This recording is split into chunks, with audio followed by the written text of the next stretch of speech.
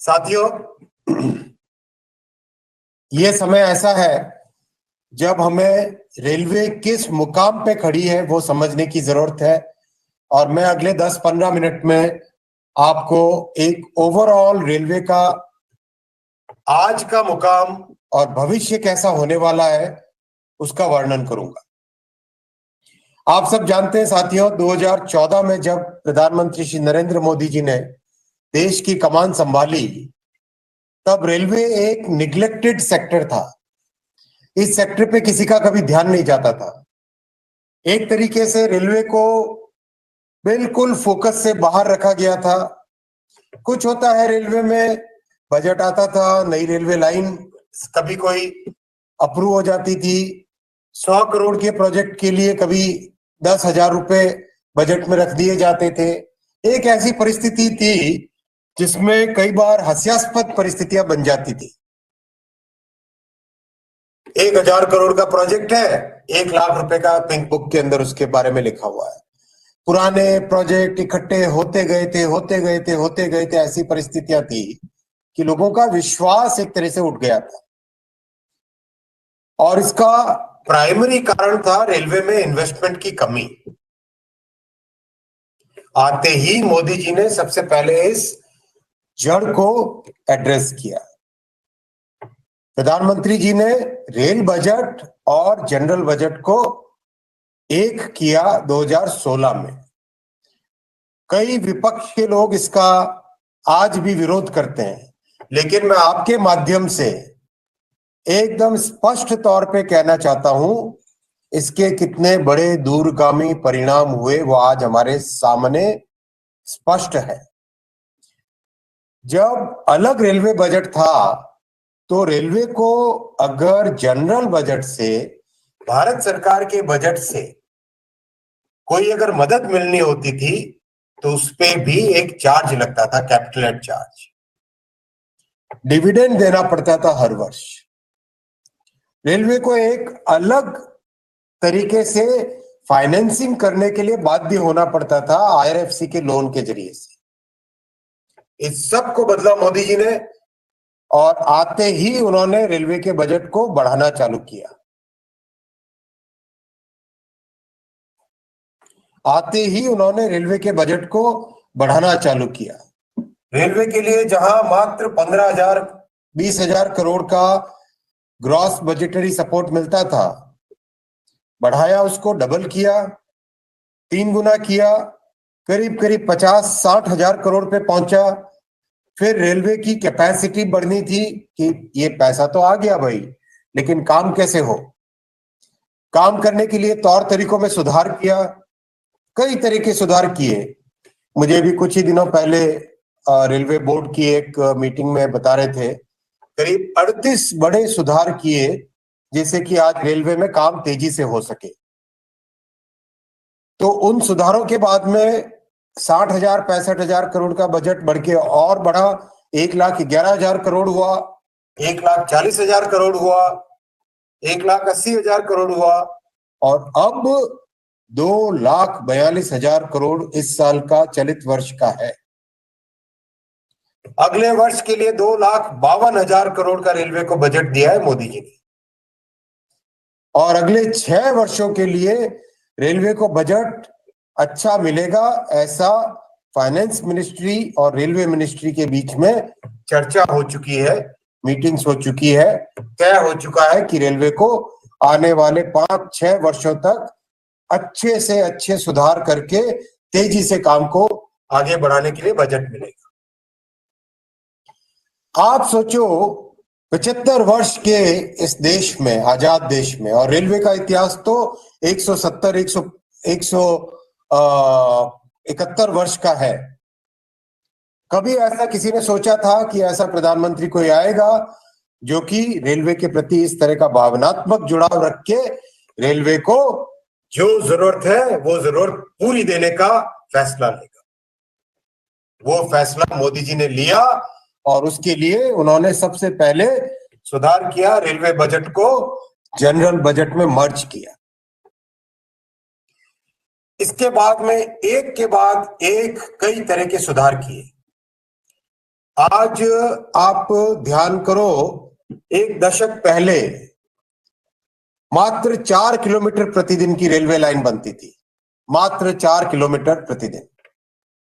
इतने बड़े देश, इतने बड़े नेटवर्क में 4 किलोमीटर प्रतिदिन मतलब वर्षों वर्षों प्रोजेक्ट्स ऐसे चलते थे जैसे कोई चींटी चल रही है धीरे धीरे।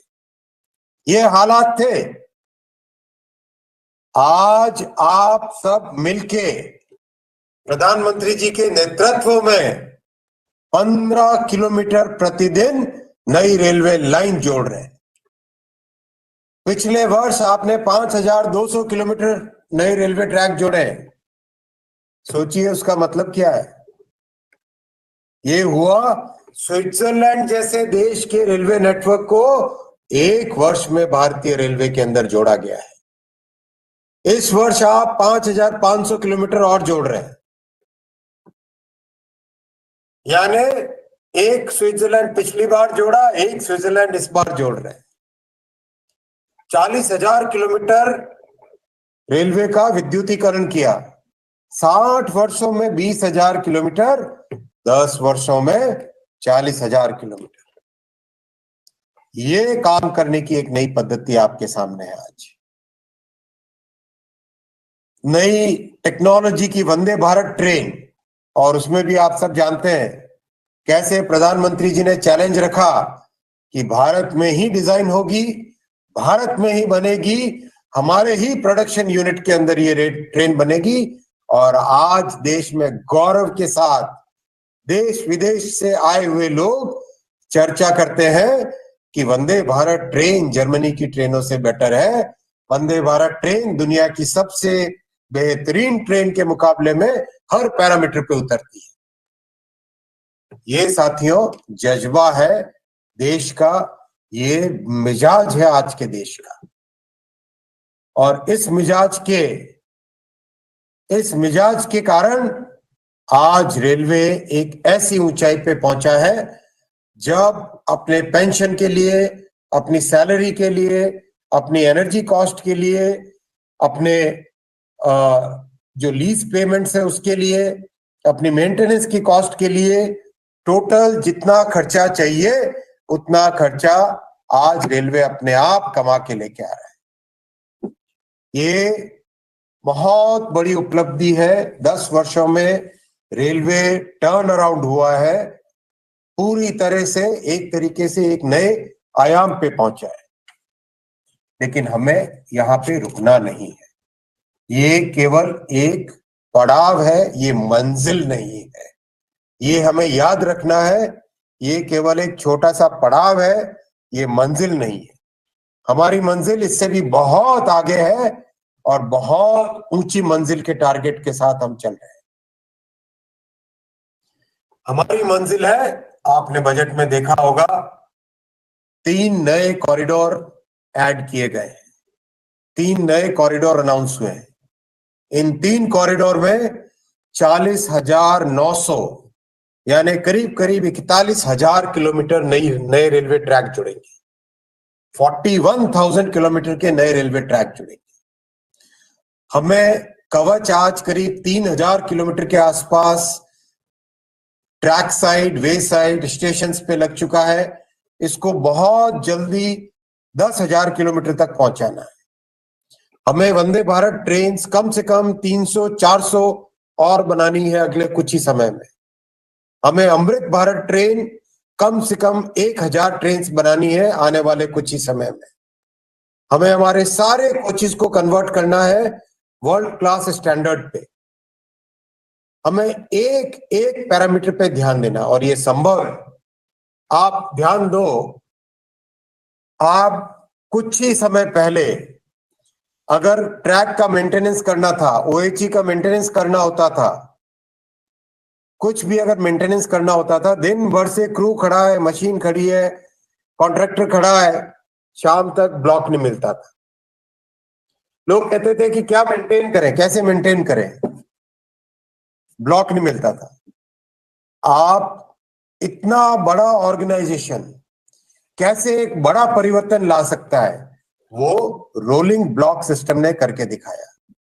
जो जापान में, यूरोप में, एडवांस देशों में एडवांस प्लानिंग करते हैं रोलिंग बेसिस पे, आज वही 26 हफ्ते की advance rolling planning, rolling block के तहत आप सब कर रहे हो।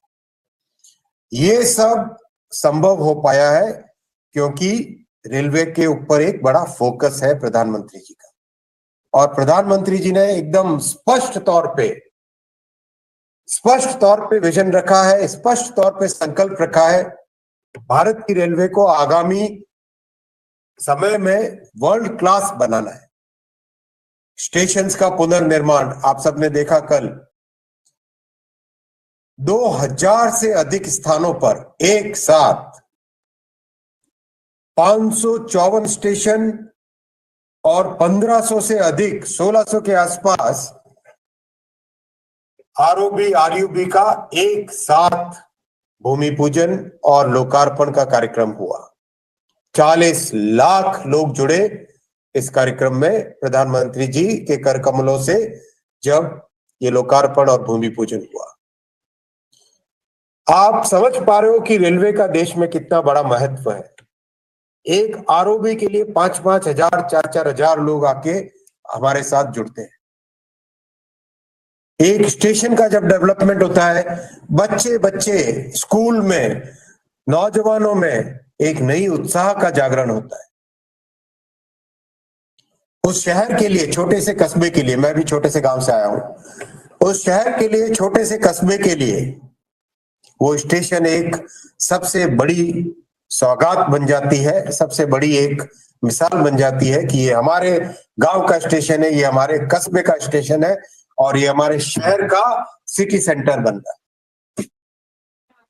ये भावना के साथ मोदी जी देश को, रेलवे को आगे लेके जा रहे हैं, और इसमें आप सबने जो कंट्रीब्यूशन किया है, रेलवे के सभी अधिकारियों ने, रेलवे के सभी कर्मचारियों ने, रेलवे परिवार के साथ जुड़े हर व्यक्ति ने जो कंट्रीब्यूशन किया है, उस कंट्रीब्यूशन का अभिनंदन करता हूं। उस कंट्रीब्यूशन के आज जो स्टैंप रिलीज हुआ है, वो स्टैंप उस भावना का प्रतीक है। साथियों, अब समय नहीं है संघर्ष का, अब समय नहीं है संघर्ष का, ये समय है एक नई रेलवे को बिल्ड करने का, एक नई रेलवे को क्रिएट करने का, एक नई रेलवे का एक ऐसा आयाम करने का जो कस्टमर फ्रेंडली हो। हमारे यात्रीगण जितने भी आते हैं वो हमारे गेस्ट हैं, वो हमारे गेस्ट हैं। जैसे हम अतिथि देवो भव करते हैं, उसी भावना के साथ काम करना पड़ेगा। जो हमारे रेलवे के साथ जुड़ते हैं, अपने सामान को ढोने की जिम्मेदारी देते हैं हमें, उन कस्टमर्स को हमें अतिथि देवो भव की तरह मानना पड़ेगा। उनके सामान का हम देखरेख करें, ढंग से पहुंचाएं, सही समय पे पहुंचाएं, ये हमारी जिम्मेदारी है। हमारे जितना भी स्टॉक है, लोको हो, ट्रेन हो, कोच हो, वैगन हो, ट्रैक हो, सभी की मेंटेनेंस करना हमारी जिम्मेदारी है। टाइमली मेंटेनेंस करना हमारी जिम्मेदारी है। उस भावना को हमारे मिजाज में, हमारे दिन भर के काम में हमें लाना पड़ेगा। हम सब ने बचपन में वो कहानी सुनी है नीदरलैंड्स की, जिसमें एक बच्चा एक बांध जो टूट रहा था, उस बांध को बचाने के लिए स्वयं की बलि दे देता है। हम सब ने बचपन में वो कहानी पढ़ी है। उड़ीसा में मैंने काम किया है। उड़ीसा में फकीर मोहन सेनापति ने इसी तरह की एक कहानी लिखी थी, अंता। उस कहानी में भी यही था, किस तरह से पूरे गांव को एक व्यक्ति बचा लेता है अपने स्वयं का बलिदान देके। हमें उस भावना के साथ रेलवे की सेफ्टी देखनी है, हमें उस भावना के साथ रेलवे की सेफ्टी देखनी है। हमें हर कॉलोनियल माइंडसेट को हटा देना है, हर गुलामी के प्रतीक को हटा देना है। कोई भी जनरल मैनेजर, डीआरएम टूर पे जब जाए एक साधारण कर्मचारी की तरह जाए। कोई ताम झाम लश्कर नहीं होना चाहिए, कोई बड़ी बड़ी सल्यूट, कोई बड़े बड़े इस तरह के तमाशे नहीं होने चाहिए जो कि गुलामी की काल की प्रतीक की याद दिलाए। ये सेवा का काल है, ये अमृत काल है, इसमें देश नया बनाना है, इसमें 2047 तक विकसित भारत बनाना है। और इस विकसित भारत के लिए जो जज्बा चाहिए वो समर्पण का जज्बा है, संघर्ष नहीं। संघर्ष का समय गया, अब संगठित होकर एक साथ जुड़कर समर्पण की भावना के साथ, सेवा की भावना के साथ एक निर्माण का समय है, ये एक नए निर्माण का समय है। और इस भावना के साथ टॉप से लेके बॉटम तक हर किसी को जुड़ना है। मेरे लिए जो ट्रैकमैन है, जो गैंगमैन है, जो सिग्नलिंग का सुपरवाइजर है, जो पाथवे इंस्पेक्टर है, जो वेल्डर है, जो टेक्नीशियन है, जो लोको पायलट है, जो सेवा करने के लिए टीसी है, वो सब उतने ही महत्वपूर्ण है जितने रेलवे बोर्ड के चेयरमैन और रेलवे बोर्ड के मेंबर। जो जमीन पे काम कर रहे हैं वो मजबूत होंगे तो रेलवे एक नए आयाम को छुएगी। इसीलिए आपने देखा होगा हर टूर में, हर दौरे में यथासंभव जूनियर ऑफिसर्स क्या बोल रहे हैं, कर्मचारी क्या बोल रहे हैं, उनके सुझावों के आधार पर बड़े बड़े निर्णय लिए गए। और आज भी मैं आप सबसे निवेदन करता हूं, अपने सर्विस के स्वार्थ से, अपने डिपार्टमेंट की साइलों से, अपने छोटे छोटे सेल्फ सर्विंग भावनाओं से, इन सब से ऊपर उठ के रेलवे के सुधार के लिए जो सुझाव आप लेके जाओगे वो हर सुझाव पर विचार होगा, कार्रवाई होगी, पॉलिसी बदली जाएगी। जो रेलवे के लिए अच्छा है, जो देश के लिए अच्छा है, वो हर काम किया जाएगा। आप किसी भ्रम में मत आइए। बहुत लोग हर तरह के भ्रम फैलाने की कोशिश करते हैं। आप सबने स्पष्ट तौर पे सुना है, रेलवे एक स्ट्रैटेजिक सेक्टर है। रेलवे देश की बैकबोन है। 90% पॉल्यूशन बचाता है रेलवे, हाईवे के कंपैरिजन में 90% पॉल्यूशन बचाता है, 60% कॉस्ट बचाता है रेलवे। ऐसे स्ट्रैटेजिक सेक्टर के प्राइवेटाइजेशन का कोई प्रश्न नहीं है। इस सेक्टर का महत्व है, इसको डेवलप करना है। पार्लियामेंट में स्पष्ट तौर पे मेरे से पहले माननीय श्री पीयूष गोयल जी कह चुके हैं और मैं कह चुका हूं, इसलिए आप किसी भ्रम में न पड़े।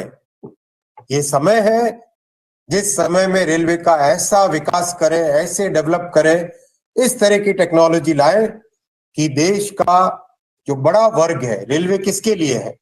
रेलवे गरीब परिवारों के लिए है, रेलवे मध्यम वर्गीय परिवारों के लिए है। जो बहुत बड़ी संख्या 140 करोड़ के देशवासियों में बहुत बड़ी संख्या हमारी वो परिवार है जिनकी लो इनकम और मिडिल इनकम कैटेगरी में आते हैं। उन सब के लिए एक वर्ल्ड क्लास सर्विस कैसे हम बनाएं, ये सोचे। एकदम सेफ सर्विस कैसे बनाएं, ये सोचे। कैसे अमृत भारत ट्रेन से, किस तरह से वंदे भारत ट्रेन से, किस तरह से नए रेलवे स्टेशन से, किस तरह से कवच से, किस तरह से रोलिंग ब्लॉक सिस्टम से, कैसे नई मेंटेनेंस प्रैक्टिसेस से एक ऐसी मिसाल बने कि देश में जब भी कोई बड़ा चैलेंज आए, सारा देश ये अपेक्षा करे कि ये काम रेलवे को अगर देते हैं तो ये निश्चित भाव से पूरा होगा। साथियों, एक प्रण लेते हैं आज सब, आप सब मेरे साथ खड़े होइए, खड़े होइए साथियों। मंच के नीचे भी सब बैठे हैं, जो सब खड़े होइए, हाथ ऊपर करिए, हाथ ऊपर करिए साथियों, शपथ लेंगे मेरे साथ शपथ लेंगे सभी भाई। पिंक शर्ट, हाँ, सभी के सभी हाथ ऊपर करो भाई। मैं शपथ लेता हूं कि मैं हर पल अपने जीवन की हर शक्ति, अपने सामने हर रिसोर्स, सभी का उपयोग करके एक ऐसे रेलवे का निर्माण करूंगा जो भारत को विकसित भारत बनाने में बड़ा योगदान देगी।